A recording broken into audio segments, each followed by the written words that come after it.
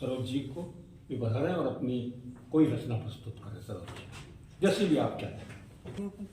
का सम्मान वैसे ज़्यादा तो मैं नहीं लिखती हूँ, थोड़ा बहुत जो लिखा उसमें एक मैं सुना देती हूँ। टमटेश्वर धाम के बाबा टमटेश्वर पधारे मारे घर। बीच में टमाटरों का भाव बहुत ज़्यादा हो गया था, तो बहुत कसा कसे चल रही थी। ये उस समय की लिखी हुई ये रचना। सब्जियों का थैला रसोई में रखकर मैं अपने काम में लग गई। काम निपटाकर जब रसोई में पहुंची तो देखा वहाँ का हाल तो पूरा ही बदला हुआ था। टमाटर महाराज के इर्द गिर्द सारी सब्जियां विनम्र भाव से झुक झुक कर सब्जियां बजा रही थी। मैंने भी इसी में अपनी भलाई समझी कि गोल गोल तंदुरुस्त टमाटर महाराज को हाथ में उठाया और उन्हें प्रणाम किया कि वे प्रसन्न हो गए। बोले, बालिका क्या चाहिए? मैं तो लोटापोत हो गई। मुझ जैसी प्रौढ़ महिला को बालिका संबोधन ऐसा लगा कि जैसे मेरा तो यौवन ही निखर आया हो। मैंने कहा महाराज आपकी कृपा चाहिए।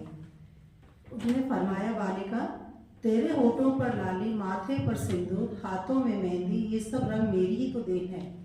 मैंने पूछा, बाबा? टमाटर महाराज एकदम उखड़ गए।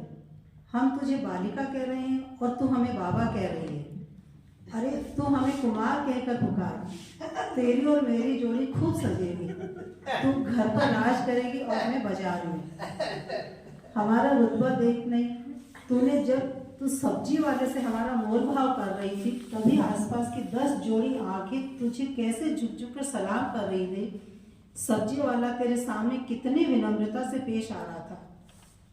तभी अचानक बीच में ही उछलकर अकड़ता हुआ प्याज बोल पड़ा, कल तक तुझे कोई पूछता नहीं था और आज भाव क्या बढ़ गए कि तू तो 7वें आसमान पे कूद रहा है।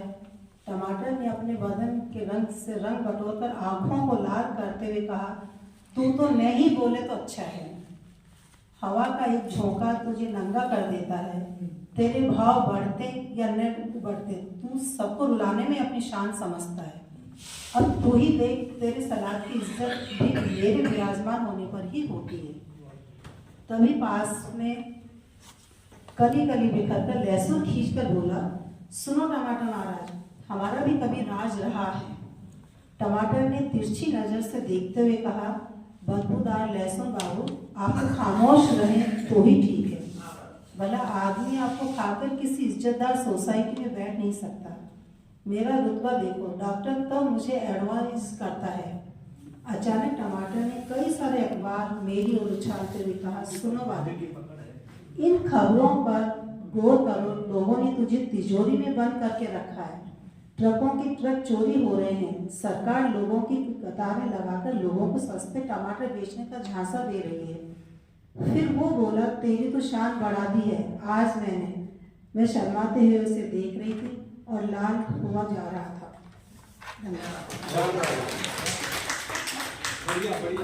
बहुत बढ़िया। अब आपने मन की बात कही और बहुत ही सुंदर तरीका भाई आप घोड़ा मानो आभार सर। और अब मैं